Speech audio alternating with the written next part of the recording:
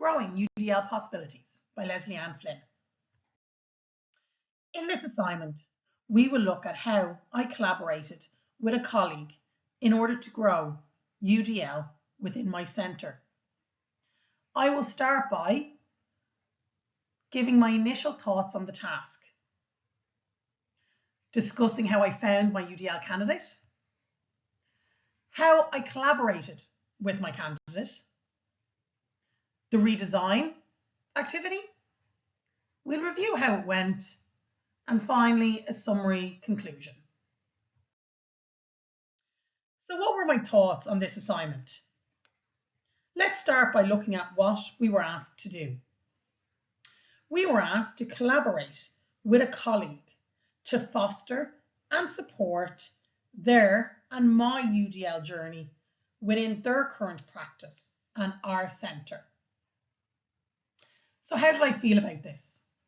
I was delighted because I am a firm believer in UDL and I want to be an advocate for it among my colleagues.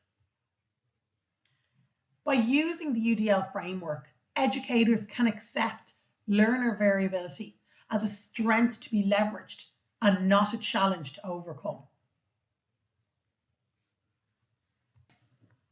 So I've done how do I feel this? Before finding my UDL candidate, I had a wish list of what this person would be. Within my centre, ideally within my department, who taught a similar module to myself and had previously completed the UDL badge. As luck would have it, this person came in the form of my colleague and friend, Justine.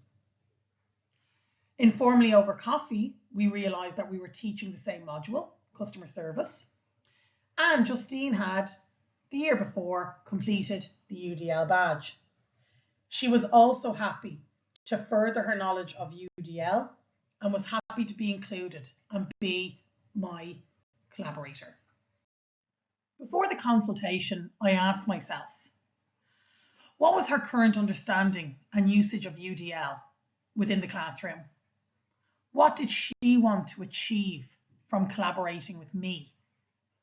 And how did she think this could be done? So during our consultation, we decided to team teach the module because the concept of universal design for learning is key to inclusion because it increases access to equal learning opportunities within the mainstream teaching environment. Something we were both very passionate about. As part of the consultation, we used Cobb's experiential learning cycle, plan, do, review and apply, to reflect upon previous redesign activities and assist in planning for the collaboration. Having done that, we both realised that our previous redesign activities focused around action and expression, in particular, the expression and communication checkpoint. Given the time of year this collaboration was taking place, we decided to focus on engagement, in particular, sustaining effort and persistence. We further broke this down and focused on the foster belonging and community checkpoint, as it is critical to design learning environments where learners feel a legitimate sense of belonging and community. Fostering this legitimate sense of belonging and community is especially important for learners who have been historically excluded and or marginalised, as many of our learners are. So we wanted to create opportunities for learners to share their ideas for different ways to foster belonging and community. So the options I presented were the flipped classroom, something I use within my teaching regularly and I am very passionate about. Group collaborative activities using technology, Padlet, Moodle, forums, or integrated feedback in lessons using Nearpod. So why in teaching is UDL so important?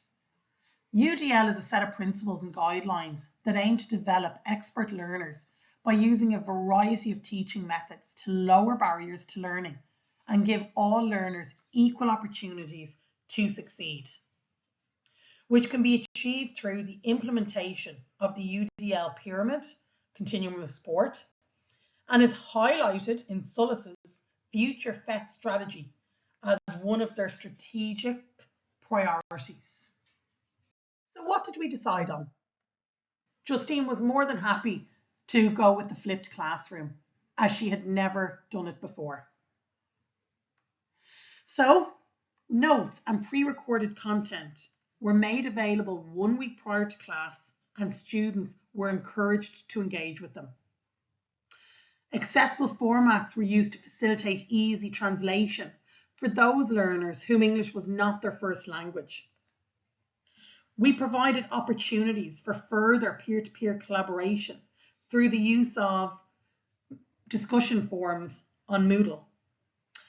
Additional resources were provided, and PowerPoint Live was used in face-to-face sessions to allow those non-English speaking students feel more included and therefore more engaged. And with any change, we want to know what the stakeholders felt about it. So what was the feedback? Firstly, from students. They felt it was enjoyable, simple, easy changes. They were achievable. The classroom became more calm. They were more confident. They felt really included in the class and in their learning. What about Justine, my collaborator?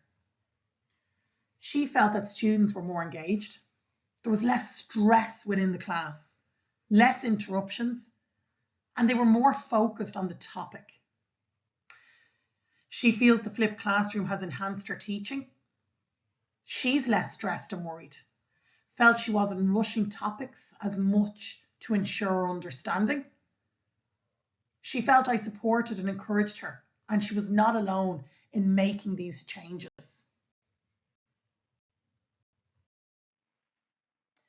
And finally, my own feedback, having reflected upon the process. And as a teacher, I do agree. Using the flipped classroom did engage the students more. They were less stressed. There was less interruptions, and they were more focused on that week's topic. As Thomas Saidall tells us, students who feel a sense of belonging are more likely to persist in their studies, leading to improved performance and retention rates. As a mentor, I was challenged. I felt motivated. I was encouraged. I was focused.